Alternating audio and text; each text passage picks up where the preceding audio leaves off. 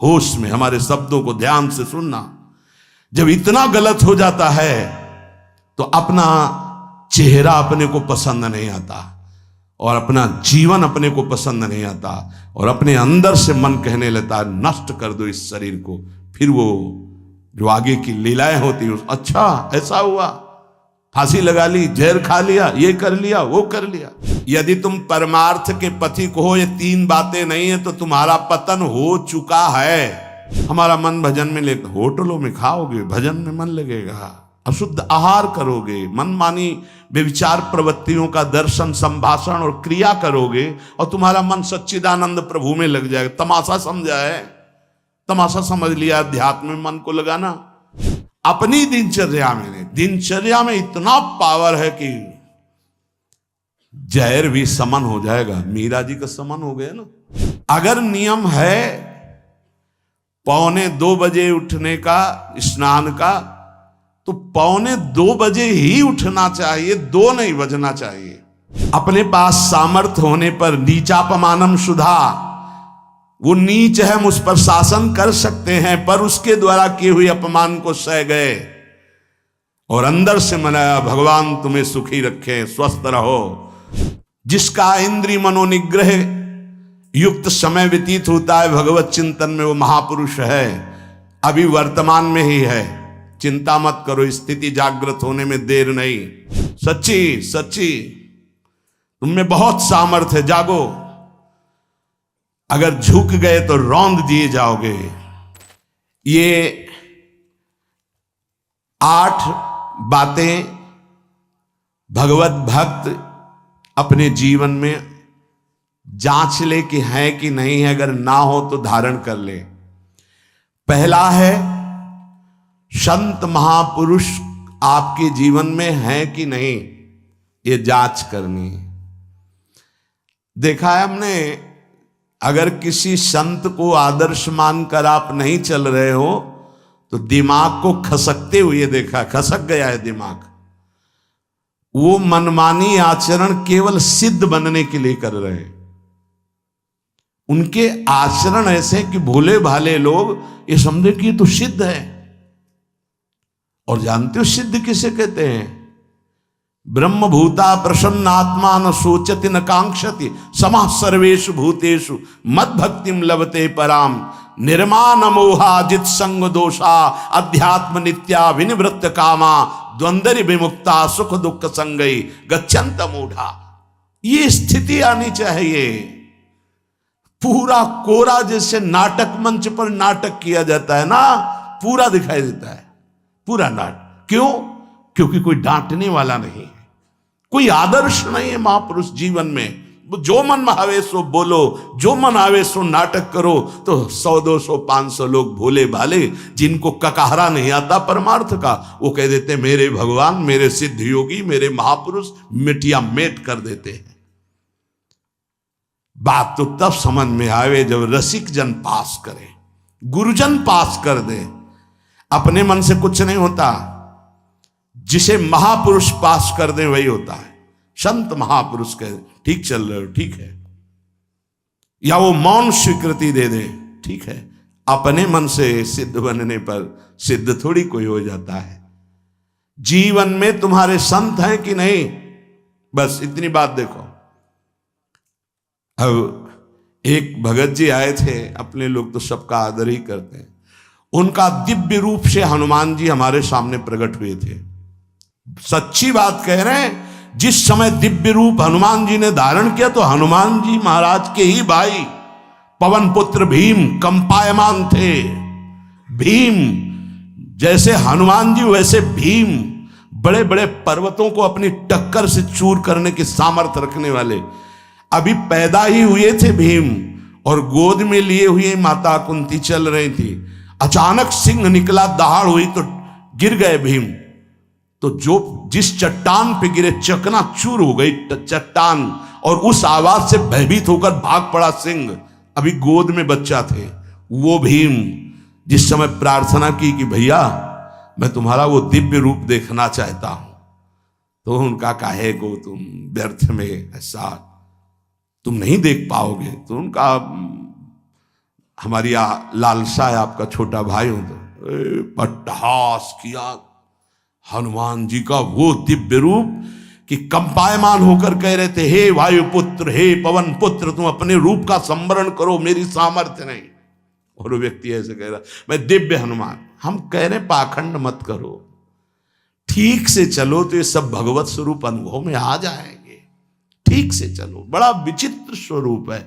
जब तक जीवन में कोई संत नहीं तो हम ये देख रहे हैं कि वो जीवन या तो पाखंड में सकिल जाएगा और या तो व्यर्थ के चिंतन में फंसा हुआ अपने को मान लेगा कि मैं सिद्ध हूं। आपका शब्द, आपकी दृष्टि, आपकी चेष्टा, तस्मा शास्त्रम प्रमाणम ते, तब सिद्ध माना जाता है। बहुत सिद्धों के दर्शन हुए, गंगा किनारे सिद्धों का हमने कभी नहीं देखा ऐसा प्रमादी। सिद्ध प्रमादी नहीं होता। 95 वर्ष की आयु पूज्य स्वामी श्री ओंकारानंद सरस्वती जी महाराज 4 बजे एक अपने निज जन से कहते, वो स्वेटर पहना दीजिए। बोले स्वामी जी अभी तो धूप है। नहीं, अंदर अभी जाएंगे, चिंतन में विक्षेप होगा, हमारे पास समय नहीं, डाल दो शरीर में। अब इसका एक साधारण शब्द हुआ, इसका प्रभाव इतना पड़ा, इतनी अवस्था में इतने चिंतन परायण की स्वेटर पहनना है ये स्मृति बाधा ना पहुंचा पावे, डाल दो शरीर में। कितना सूक्ष्म। बड़े बड़े महापुरुषों को देखा है, अपने ब्रज के प्रेमी जनों को और ब्रह्मबोध संपन्न दोनों महापुरुषों को, किंचन मात्र कहीं भी कोई भी शास्त्र विपरीत शब्द नहीं, 1 सेकंड की चेष्टा नहीं पाई शास्त्र विरुद्ध। और यहां शास्त्र में है ही नहीं, हो वैसे सिद्ध हो रहे हैं। क्यों? क्योंकि जीवन में किसी आदर्श महापुरुष का अंकुश नहीं। अगर किसी संत का भय तुम्हारे जीवन में नहीं है तो ये माया रौन देगी, पक्का समझ लीजिए। कोई महापुरुष तुम्हारे ऊपर अंकुश लगाने वाला हो तो इसीलिए जो देहाभिमानी जी होते भाग पड़ते हैं, क्योंकि उनकी सिद्धावस्था में वो बाधा पहुंचाएंगे। गुरुजन असली सिद्ध बनो, नाटक नहीं, तो भाग पड़ते हैं। और जो गुरुजनों की शरण में रहता है वो परिपक्व भगवत प्राप्त महात्मा बन जाता है। इसलिए पूज्य बाबा कह रहे, पहला, किसी महापुरुष का अनुशासन है कि नहीं। प्रगट में अनुशासन जरूरी है, प्रगट में अनुशासन जरूरी है। नारदानंद सरस्वती जी महाराज नैमिषारण्य के पीछे आए थे, कुछ परिक्रम उन्होंने बताया। अब वो पधार गए जो वहां के अधिकारी बनाए गए, विवेकानंद जी। नए वस्त्र धारण करके आ गए। सदवई में मना है, यदि ऊपर का नया वस्त्र हो तो नीचे का पुराना और मलिन होना चाहिए। अगर नीचे का तो फिर ऊपर का पुराना मलिन, मैच नया, क्रीच एकदम, ये सब साधुता के कुछ नियम होते हैं, साधुता की एक मर्यादा होती है। तो वो दोनों नए पहन करके आ गए, भूल हो गई उनसे, देखा शिष्य। और नैष्ठिक ब्रह्मचर्य में सफेद कपड़े पहनाए जाते, तो और वो खिले हुए ऐसे बांधे, ऐसे सब। उनकी दृष्टि गई, लाख लाख जहां बैठकर सत्संग सुनते हैं स्वामी श्री नारदानंद सरस्वती जी, बड़े ही महापुरुष थे, अपार भीड़। और सत्संग के बाद 1 घंटा सबको एकांत चिंतन करो। क्या वहां ब्रह्म ज्ञान का सत्संग होता था। प्रातःकालीन बेला पे जैसे अपने यहाँ सत्संग होता है, वहां थोड़ा विलंब होता था, 5:30 बजे। जो निज जनों का वो योग वासिष्ठ से कैसे तुम्हें बताएं, जो उस सभा में बस यही लगता है कितनी जल्दी देह राख छूटे और अपने स्वरूप में महापुरुषों का वचन का प्रकाश होता है। एक सत्संग होता था सामूहिक सब लोगों को, एक होता था पर्सनल, जो दिव्य साधक हैं केवल वही बैठ सकते हैं, अन्य नहीं। ऐसे पूज्य बाबा के यहाँ भी एक होता था पर्सनल ज्ञान का और एक होता था सामूहिक प्रवचन। तो उस समय सामूहिक सत्संग चल रहा था, काफी सब समाज लाखों की थी। देखा दूर से, एक शिष्य से कहा गौशाला में जाओ, गोबर को गीला कर दो। उनसे कहा विवेकानंद गोबर की छवियां भर करके यहां खड़े हो सत्संग के पास। अब वहां नच हो नहीं सकता, और गीला गोबर तो जो 2 घंटा सत्संग हुआ पूरा टप टप ऐसे कपड़ों में, पूरी हालत बिगड़ गई। क्या था ये? संत शासन। अब दोबारा वो गलती नहीं होगी, समझाने की जरूरत नहीं, अब समझ गए कि हमसे गलती क्या हुई। संत शासन नहीं है तो ये मन बहुत विचित्र है, बहुत विचित्र है। इसीलिए पहला, जो भी परमार्थ का पति को, चाहे ज्ञान मार्ग का, योग मार्ग का, किसी योग मार्ग की लौकिक ऊंचाई पर पहुंचे हुए कि गुरुदेव आए और उन्होंने कहा कि किसी कारण से शिष्य बढ़ जाए और अपने गुरुदेव की अवहेलना करे तो उसकी गति क्या होगी? उनका दुर्गति। दुर्गति, दुर्गति के सिवा उसके आगे कोई शब्द नहीं है। गुरु को पीड़ा है और शिष्य परम पद में पहुंच जाएगा? नहीं नहीं, ऐसा नहीं हो सकता। अनुशासन अत्यंत आवश्यक है। किसी भी वैभव या लोक व्यवहार या लोक मान्यता बढ़ जाने पर अपने गुरु का अपमान, गुरु की अवहेलना, तो उसकी दुर्गति पक्की। देखो, ये मन है, ये इंद्रियां हैं, ये अहम है, ये केवल गुरुदेव से ही वश में आता है, दूसरी जगह नहीं आता। क्यों? क्योंकि दूसरी जगह उत्तर देने का अवसर है। दूसरी जगह हम नहीं मानते तुम्हारी बात, लेकिन वहां ना उत्तर है और ना नहीं मानते, केवल वहां मिटना ही मिटना है। अगर ऐसा उपासक है तो निश्चित परम पद का अधिकार। केवल मिटना कोई उपाय नहीं है, अहंकार के पोषण का कोई उपाय, केवल मिटाना है। रो लो, चिल्ला लो, जो तुम्हें करना है कर लो, आना तुम्हें इसी मार्ग में पड़ेगा, दूसरा कोई रास्ता नहीं। बलिहारी घेर करके नष्ट कर देते हैं हमारे मन की मनमानी को, हमारे अहंकार को। इसलिए जीवन में प्रगट में जिनके जीवन में संत हैं और वो स्वीकार करते हैं उनका अनुशासन, उन्हीं का जीवन प्रकाशित होता है, पक्का समझ लेना। दूसरा, भागवतिक मार्ग में चलने वाले उपासक को सांसारिक पुरुषों की मित्रता करके उनकी संगोष्ठी में नहीं बैठना चाहिए। इस बात को बहुत अच्छे से समझ लो। सांसारिक पुरुषों की जो वृत्तियां होती हैं उनमें बड़ा आकर्षण होता है भोगों का, प्रपंच का। जो साधक भ्रमणशील हैं, अगर वो गृहस्थों के यहां जाकर उनकी सैयाओं पर सोते हैं तो उनकी दुर्दशा क्या होती है चित्त की, वो खुद अनुभव करके देख ले। आज तो शास्त्रीय पद्धति को समझा ही नहीं जा रहा। जब बड़े बड़े सुभट गंगा किनारे त्याग, वैराग्य, ज्ञान के मिले ना, तो आगे का रास्ता खुलता चला गया। सांसारिक पुरुषों के समुदाय में बैठना था। वो तुम्हें भगवान कहेंगे, ईश्वर कहेंगे, अवतार कहेंगे, उनको कुछ ज्ञान नहीं। आप मान बैठेंगे अपने को भगवान, अपने को ईश्वर, अपने को अवतार मानेंगे, तो आप जो अवतार है ना, ईश्वर है ना, भगवान है, उनसे विमुख हो जाएंगे। यहां जो भी अवतरित हुए हैं भगवत पार्षद, वो सदैव दैन्य ही रहे हैं। आप देख लीजिए, उच्च कोटि के महापुरुष चाहे जितनी ऊंचाई पर चढ़े हों, सदैव भगवान की ही स्थापना की है। भगवान के नाम की, रूप की, लीला की, धाम की, भगवत महिमा की स्थापना की है, अपनी नहीं, अपने पार्थिव शरीर की नहीं। ध्यान रखना, जितने महापुरुष प्रकट हुए भगवान की स्थापना की। अगर हम संसारिक पुरुषों का संग करेंगे तो कई तरह से हानि हो जाएगी। सत्संग हो रहा है, बस इतने जो चाहो बैठ जाओ।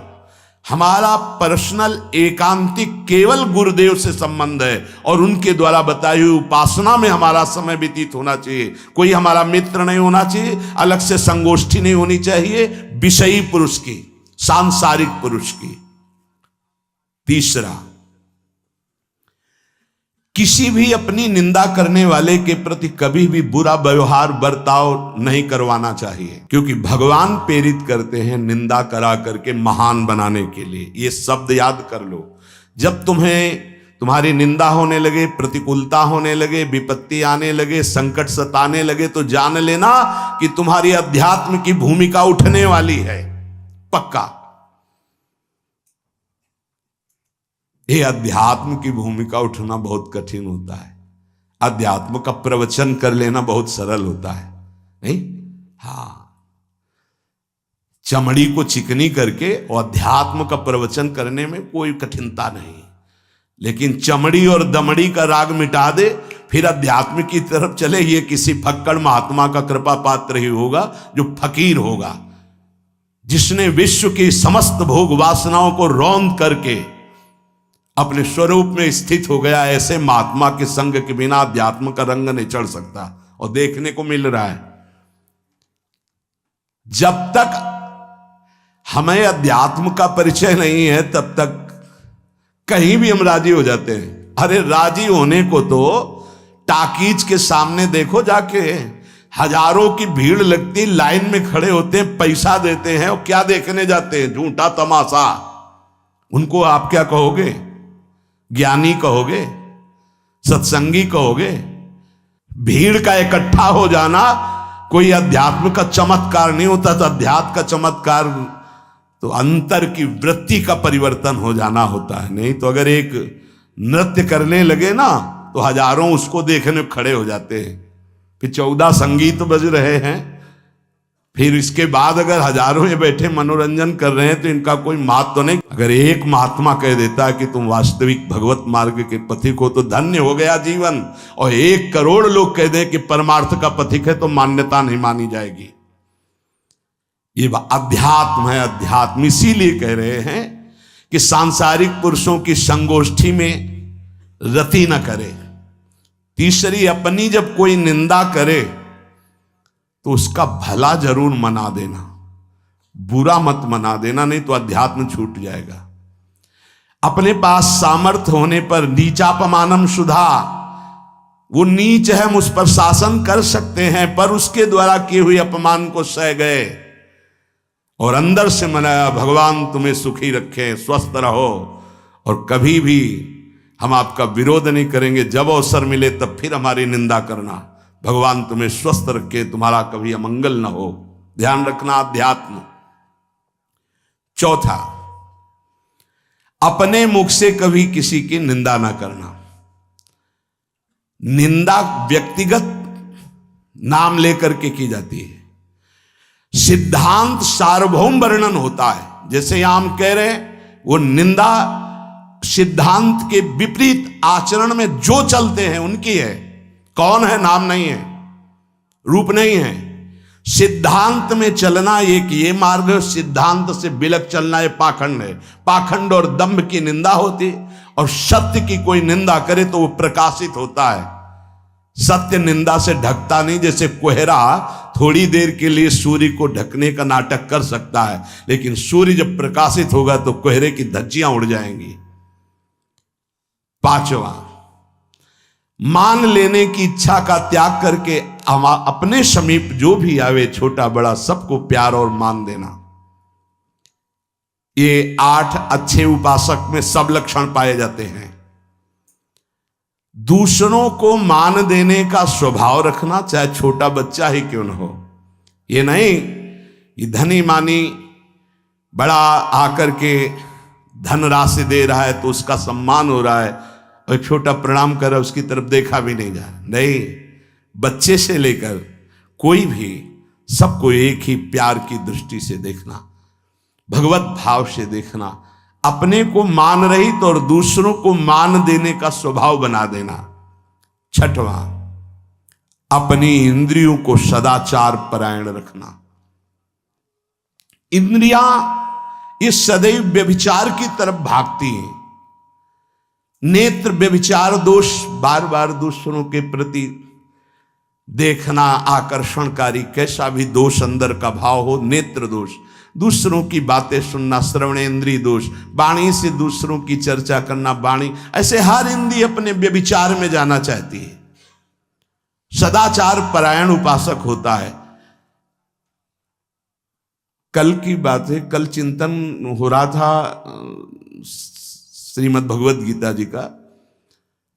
अगर उपासक में सदाचार इंद्रियों की पवित्रता नहीं है तो ढकोसला के सिवा कुछ नहीं रहेगा।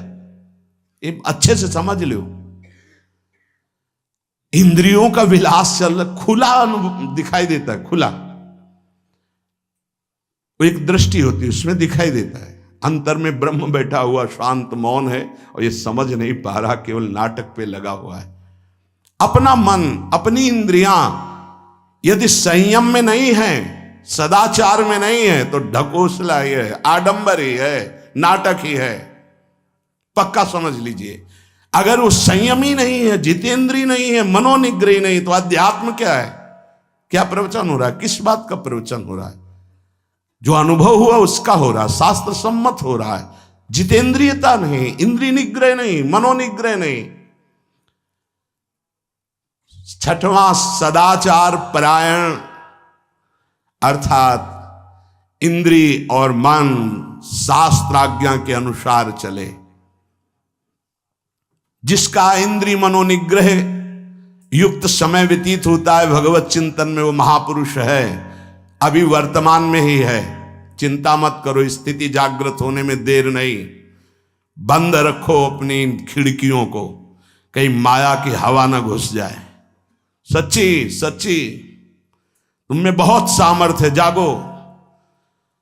अगर झुक गए तो रौंद दिए जाओगे।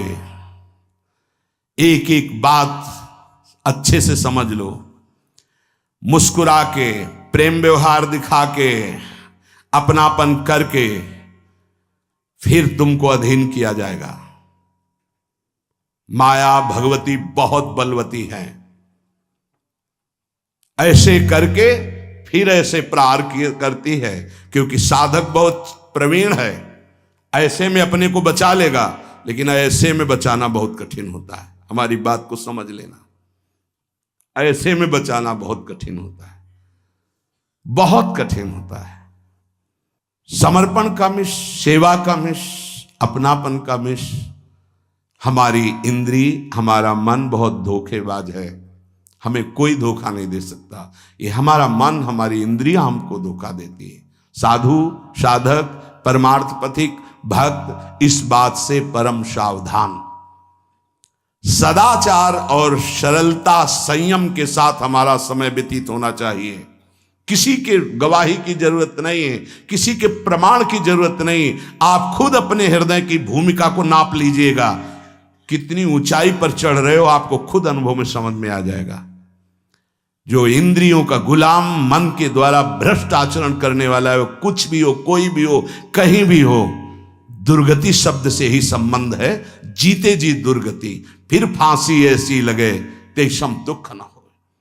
सच्ची मानना, जब गलत हो जाता है आचरण, तो अपना मन अपने को कहता है नष्ट कर दो, ये जीवन किस काम का। होश में हमारे शब्दों को ध्यान से सुनना। जब इतना गलत हो जाता है तो अपना चेहरा अपने को पसंद नहीं आता, और अपना जीवन अपने को पसंद नहीं आता, और अपने अंदर से मन कहने लगता है नष्ट कर दो इस शरीर को। फिर वो जो आगे की लीलाएं होती हैं, अच्छा ऐसा हुआ, फांसी लगा ली, जहर खा लिया, ये कर लिया, वो कर लिया। वो इन्हीं इंद्रिय और मन की फिसलन को नहीं सह पाया। अच्छा, किसी महापुरुष का शासन नहीं था, नहीं, उस चूक में भी बचत हो जाती है। एक बहुत बड़े महापुरुष के समीप रहने वाले से चूक हो गई, तो उन्होंने अपने आसन के पास आसन लगवाया।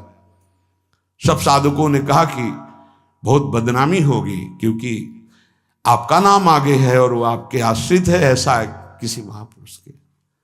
उन्होंने कहा तुम क्या समझते हो, ये बाया है, चूक हो गई, अब इसको कभी चूक नहीं होगी ऐसा बना देंगे, कभी त्रुटि नहीं होगी, इसको ऐसा बना देंगे। और वो फिर ब्रह्मावर्त बिठूर में रहे, और बहुत अच्छे महात्मा हैं, अब भी हैं। अगर संत का शासन है और आपसे चूक भी हो जाती है, तो ऐसा बना देंगे कि दोबारा चूक नहीं होगी। पर इंद्रिय और मन को छूट देकर मनमानी आचरण करने वाला कभी साधक नहीं हो सकता, पक्का। और आप सच्ची मानना, आपकी एक बार इंद्रिय मन छूट हो गई तो जिंदगी भर दबे रहोगे, दहाड़ने लायक नहीं रहोगे। माया तुम्हारे को सदैव कोसती रहेगी, तुम्हारा हृदय जलता रहेगा। ऐसा कैसे हो गया, ऐसा कैसे हो गया। जब ऊंचाई की तरफ सोचोगे तो सामने वो, अगर प्रायश्चित करके मिटा दिया है तो बात है, नहीं तो वो कर्म सामने आ जाएगा। लगेगा नहीं हम इस ऊंचाई लायक नहीं है, नहीं हम इस ऊंचाई लायक। आपसे प्रार्थना कर रहे, अगर चूक हो गई हो तो उसको मिटा दो, नहीं आगे बढ़ने में बाधा पहुंचा देगा। अपने गुरुजनों से सलाह करके उसका प्रायश्चित कर लेना चाहिए। अगर गुरुजन कर दे जाओ कुछ नहीं तो कुछ नहीं, खत्म खेल, वो निपटा देंगे, वो करुणामय है, उनमें बड़ी सामर्थ्य है। पर छठवां सूत्र, सदाचार संयम जितेंद्रियता मनोनिग्रह साधक में होना ही चाहिए। जो साधक एकांत में मनोरंजन करके अपने जीवन को नष्ट कर रहे हैं, अच्छा होता गृहस्थ धर्म में रहते, बाल बच्चे पैदा करके मेहनत करके धर्म पूर्वक कमाते और समाज की सेवा करते। यदि अखंड ब्रह्मचारी वैराग्य मार्ग के पथिक हो तो चूक ना होने पावे प्रार्थना करते हैं। इंद्रियों को शिथिल ना होने देना, मन को शिथिल मत होने देना, नहीं तो ऐसा बंधन ये बांध देते हैं कि बड़े बड़ों को सर झुकाकर चलना पड़ता है, रौंद देती है माया। ध्यान रखना, सर उठाने लायक नहीं रह जाता। अगर इंद्री जन्य भोगों का आकर्षण नष्ट कर दे तो अपना मन अपने को जलाता रहता, धिक्कार देता रहता। कैसे हो गया ऐसे? तो कैसे हो गया? कीन हो इस कबहू अभिमाना, सुख हो वंचा कृपा निधाना। कहीं अभिमान हो गया कि मैं ब्रह्मचारी हूं, मैं जितेंद्री हूं, मैं मनोनिग्रही हूं, तो ठाकुर जी ने दाना फेंक दिया, देख भला मनोनिग्रही है तो मत चुन।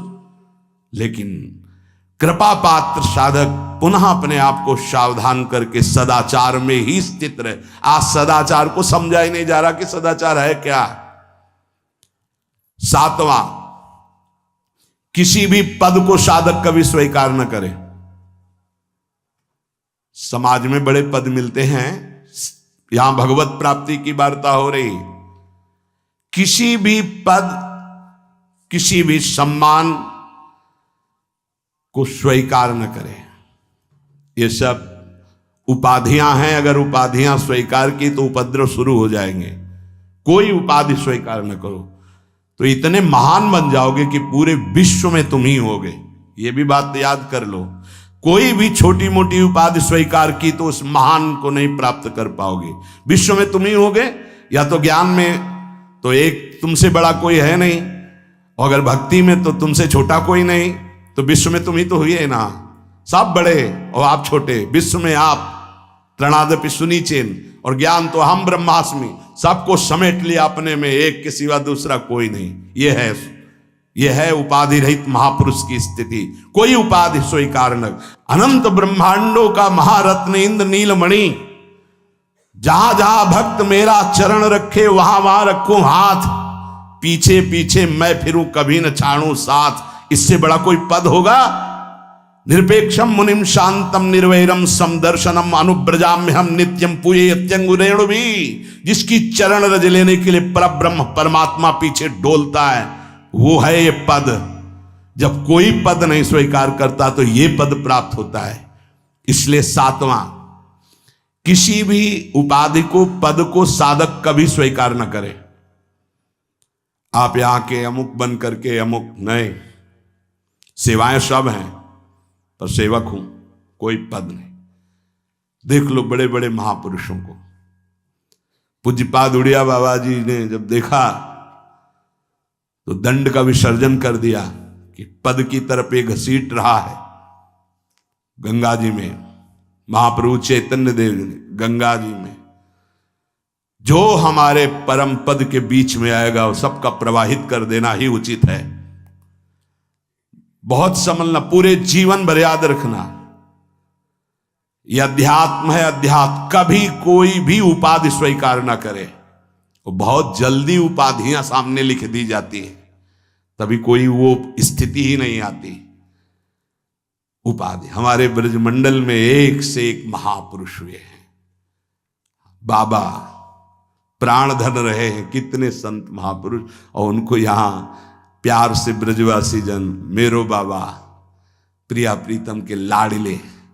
कोई उपाधि नहीं, कोई पदवी नहीं, कोई प्रतिष्ठा नहीं। और आठवां,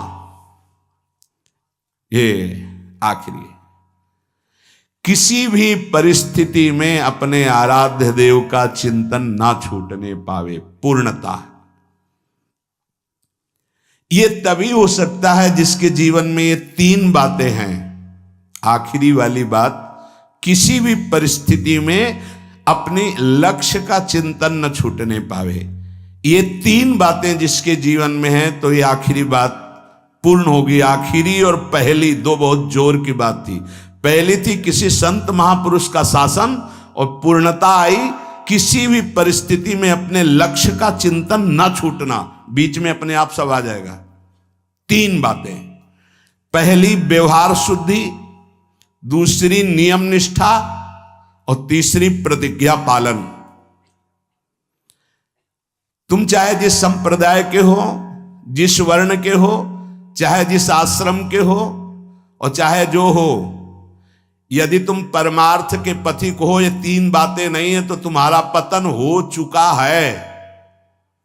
पतन हो जाएगा नहीं, नाप लो, तुम्हारा पतन हो चुका है। पहला, व्यवहार शुद्धि। आपका जीवन किस मार्ग का पथिक है? बोले गृहस्थ। आप अपनी मर्यादा में, आपकी जो मर्यादा है प्रवृत्ति मार्ग की, उसी के अनुसार एक सीमा में रहकर आपका इंद्रियजन्य व्यवहार। दूसरा, आप कौन? विरक्त मार्ग के पथिक। अब विरक्त मार्ग के पथिक के बहुत से रास्ते हैं, संन्यास, योग मार्ग, अमुक अमुक अमुक अमुक, लेकिन हर निवृत्ति मार्ग का एक ही उपदेश है, उसका व्यवहार शुद्ध होना, इंद्रिय संयम, मनोनिग्रह।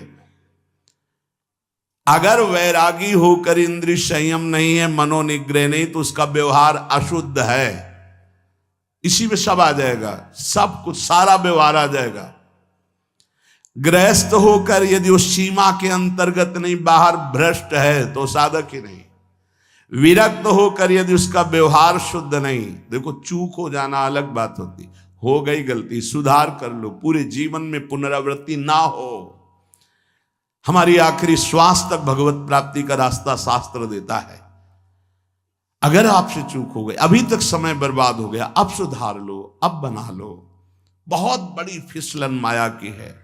अगर आपको समझ में आ गया कि अब हमें सुधरना चाहिए, आज से सुधर जाओ, आज से भगवत प्राप्ति हो जाएगी। बड़ा अनुभव हो जाएगा आपको कि पीछे मैं ऐसा, अब आगे चल करके ऐसा भगवत कृपा से हो गया। व्यवहार शुद्धि। व्यवहार शुद्धि, एकांत शुद्ध। एकांत बहुत पवित्र होना चाहिए। व्यवहार प्रगट में जब समाज में होगे तो है ही। ये बात बार बार हम इसलिए बोल रहे हैं कि परमार्थ का पथिक बाहरी व्यवहार की शुद्धि तो दिखा देता है, लेकिन आंतरिक बहुत अशुद्ध आचरण होते हैं। इसीलिए अध्यात्म की उन्नति नहीं होती। आपका शरीर पवित्र, आपके विचार पवित्र, आपका मन पवित्र, तब आप परम पवित्र भगवान से अपनापन कर पाएंगे। ध्यान रखना, आपका शरीर अपवित्र, आपके विचार अपवित्र, आपका मन अपवित्र, आप ऐसे ही भगवत प्राप्ति कर लेंगे। जहां मन आया वहां खा लिया, जो मन आया वो देख लिया, जो मन आया वो छू ले, ऐसे भगवत प्राप्ति हो पाएगी। ये जो हमारा मन भजन में लेकर, होटलों में खाओगे, भजन में मन लगेगा, अशुद्ध आहार करोगे, मनमानी व्यभिचार प्रवृत्तियों का दर्शन, संभाषण और क्रिया करोगे, और तुम्हारा मन सच्चिदानंद प्रभु में लग जाएगा। तमाशा समझा है, तमाशा समझ लिया अध्यात्म में मन को लगाना। आहार शुद्ध नहीं, विचार शुद्ध नहीं, आचरण शुद्ध नहीं, चार लोग बैठे हैं उसी में अपनी इंद्रियों को बार बार तुम आकर्षण, शरीर आकर्षण की तरफ ले जा रहे, दिखाई नहीं दे रहा है क्या स्थिति तुम्हारी? बात करेंगे, ब्रह्म ज्ञान के नीचे बात ही नहीं। अरे कुछ नहीं है। संयम से चलो, सदाचार से चलो, पवित्रता से चलो, तो कोई संशय ही नहीं रह जाएगा। पर संयम, सदाचार, पवित्रता, ये सब केवल ग्रंथों में लिख रहे हैं, पर अपने तो सौभाग्यशाली है ना, चल सकते हैं। अपने को अवसर मिला है। जो नहीं चल पा रहे हैं वो कम से कम सुन तो रहे हैं, चलने की तैयारी कर रहे हैं। लेकिन आप लोग तो चलने की तैयारी नहीं, चल चुके हैं। आप अपने को बचा लीजिए, आप अपने को संभाल लीजिए। पूज्य बाबा कह रहे हैं व्यवहार शुद्धि, नियम निष्ठा, प्रतिज्ञा पालन नहीं तो वो पतित हो चुका है। पतित हो जाएगा नहीं, पतित हो चुका है। दूसरा है नियम निष्ठा, जो तुम्हें गुरु ने दी है या स्वयं धारण की है। दोनों बातें होती। जब कितना, कौन कौन सी दिनचर्या के नियम, कितना पाठ, क्या सेवा, इनका नियम होता है। हमारा नियम है इतने बजे उठ जाना, हमारा नियम है ये पाठ करना, हमारा नियम है ये करना। उन नियमों को कोई देखे ना देखे, हमें प्राणपण से पालन करना है। अपनी दिनचर्या में इतना पावर है कि जहर भी समन हो जाएगा। मीरा जी का समन हो गया ना, तो आप कहोगे वो तो मीरा जी थी, तो मीरा जी में क्या था? मेरे तो गिरधर गोपाल दूसरों कोई, लाओ तुम भी मीरा जी बन जाओगे। मेरे तो गिरधर गोपाल दूसरों न कोई, तो जहर जिससे प्रकट हुआ है, जहर भी तो उसी से प्रकट हुआ है ना, परमात्मा तत्व से ही, तो औषधि भी उसी से है। धन्वंतरी जी ने शोध करके कहा, अच्युत गोविंद हरि इन नामों को जो निरंतर जपता है कोई प्रभाव नहीं डाल सकता, विरोधी भाव कोई प्रभाव नहीं डाल सकता। समस्त औषधियों की परम औषधि भगवन नाम। मीरा जी की जिह्वा पे नाम, हृदय पे नाम, प्रहलाद जी की जिह्वा पे नाम, हृदय पे नाम। का बड़े बड़े सर्पों से डसवाया, विष पिलवाया, प्रहलाद जी को क्या? तुम इसी महामहिम मार्ग के पथिक बने हो, जिसमें प्रहलाद जी चले, जिसमें देवर्षि नारद जी हैं, जिसमें बड़े बड़े महापुरुष हैं, उसी मार्ग के पथिक हो। हम में कमी ये हो गई कि हम वैसे नहीं चल रहे जैसे चलना चाहिए। नियम पर बहुत ध्यान दीजिए। अगर नियम है 1:45 बजे उठने का, स्नान का, तो 1:45 बजे ही उठना चाहिए, 2 नहीं बजना चाहिए। ये नियम में बहुत बड़ी ताकत होती कि आपके नेत्र फट से खुलेंगे, घड़ी में तो 1:45 ही होगा। अपने तो 1:45 तो स्नान करने के लिए निकल जाते। नियम निष्ठा, जप का, पाठ का, श्री जी की सेवा का, ये सब नियम, खान पान, ये सब नियम के, हमारा नियम है हम इतना पाएंगे बस। हमारा नियम हम ये नहीं पाते। हमारा नियम है हम इतना सोते, इतना जगते। इस वजह साधक का नियम, नियम निष्ठा और प्रतिज्ञा पालन, इसमें चूक नहीं होनी चाहिए। इसमें चूक हो जाती है, इसलिए सुकृत नष्ट हो जाते हैं। जैसे कहा गया, आज के बाद हम ये नहीं करेंगे, कुछ न कुछ साक्षी किया जाता है। मैं गुरुदेव को साक्षी, मैं आराध्य देव को साक्षी, या मैं इस समय को साक्षी करके कहता हूं, या देवता साक्षी हैं। जैसे भीष्म जी ने कहा, समस्त दिशाएं और लोकपाल समस्त देवता साक्षी हैं। मैं आज नियम लेता हूं, आज जीवन अखंड ब्रह्मचारी रहूंगा। ऐसे कुछ प्रतिज्ञाएं होती हैं जिनको कसम कहते हैं। ये आजकल के लोग सुबह कसम खाए, शाम के तोड़ दिए, या मंगल को खाए, बृहस्पति को तोड़ दिए। इनकी बड़ी दुर्दशा है, सुकृत नष्ट हो जाते हैं, अपने लोगों से बड़ी गलती हो जाती। सहसा कोई प्रतिज्ञा करो मत। हम प्रयास कर रहे हैं, छोड़ देंगे। हम प्रयास करते हैं, ऐसा नहीं करेंगे। हम प्रयास करते हैं, ऐसा। प्रतिज्ञा अगर ले लो तो ये ध्यान रखो कि आपके पुण्य नष्ट हो जाएंगे यदि प्रतिज्ञा आपने तोड़ दी। कसम, प्रतिज्ञा, ये सब एक ही बात कही जाती है। तृण छू के शपथ पूर्वक मैं कहता हूं कि आज के बाद ऐसा कभी नहीं, या सामने किसी भगवान मंदिर में आज के बाद में ऐसा, या गुरुदेव, अब तो देर नहीं लगता, कसम खा लेते हैं, तोड़ लेते हैं। हमारी प्रार्थना है मत खाना कभी कसम, कसम नहीं खानी चाहिए, प्रार्थना है। आपसे कोई कहता है कसम खाइए, छोड़ दीजिए, नहीं कसम नहीं खाऊंगा, पर प्रयास करूंगा आज के बाद बिल्कुल नहीं ऐसा हो, पूरा प्रयास करूंगा। प्रयास सफल होगा, फिर हम आपसे कसम खा लेंगे।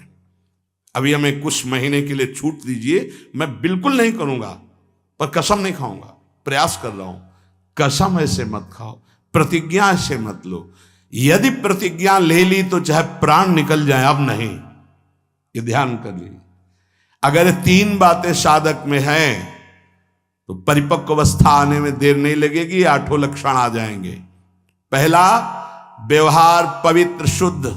दूसरा, जितने नियम लिए हैं निष्ठापूर्वक निर्वाह।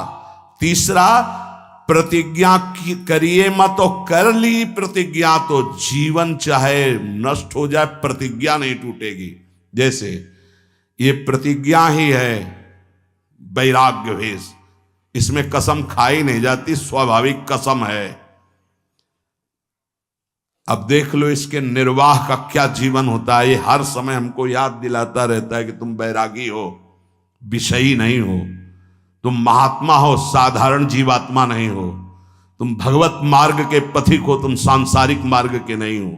अब बस इस एक प्रतिज्ञा का पालन कर लो, भगवान मिल जाएंगे। ये हर समय उपदेश देता रहता है। जब भगवावस्थ धारण कराया गया था तो यही कहा गया था, जब संन्यास वेश, ध्यान रखना ये काषाय वस्त्र की मर्यादा को रखना। ये वेश है, ये पवित्र वेश है, ये त्रिभुवन पावन करने वाला वेश है। इसको समझते रहना, ये हर समय तुम्हें जागृत रखेगा कि तुम किस मार्ग के पथिक हो। तो आज के सत्संग का जो सार सूत्र, संत महापुरुषों का आश्रय, उनका शासन स्वीकार करना, सांसारिक पुरुषों से मित्रता न करना, ना सांसारिक चर्चा संगोष्ठी करना, किसी जो हमारी निंदा कर रहा है किसी भी तरह से उसको कष्ट देने की भावना ना बनना, अपनी वाणी से कभी किसी की निंदा न करना, छोटे से बच्चे को भी मान देने का स्वभाव रखना, किसी से सम्मान प्राप्ति की इच्छा न रखना, सदाचार सरलता के साथ तुम्हारा संयम जितेंद्रियता पूर्वक समय व्यतीत होना चाहिए।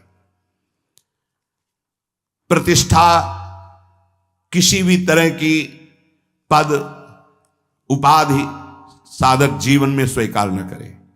आखिर निरंतर अपने लक्ष्य का चिंतन करे। इसकी पूर्ति के लिए व्यवहार शुद्धि, नियम निष्ठा और प्रतिज्ञा पालन जीवन भर तीनों। अगर ये तीनों कहीं भी फिसल रहे तो तुम पतित हो चुके हो। तभी पतित हुआ पुरुष कभी प्रतिज्ञा का पालन नहीं कर पाता, पतित हुआ पुरुष कभी नियम निष्ठा में नहीं चल सकता, पक्की दिनचर्या नहीं हो सकती। उसकी व्यवहार शुद्धि कैसे कही जाए जब पतित हो गए। देखो, और पतित को भी पावन करने का रास्ता है भगवान की शरण।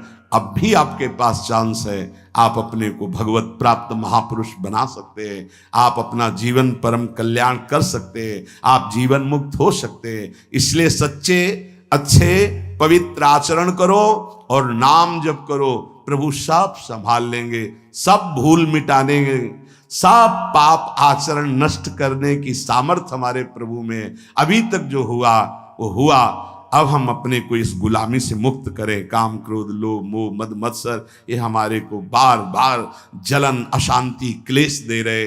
अब हरि शरणम परमानंद का मार्ग हम स्वीकार करें। श्री राधा वल्लभ लाल की।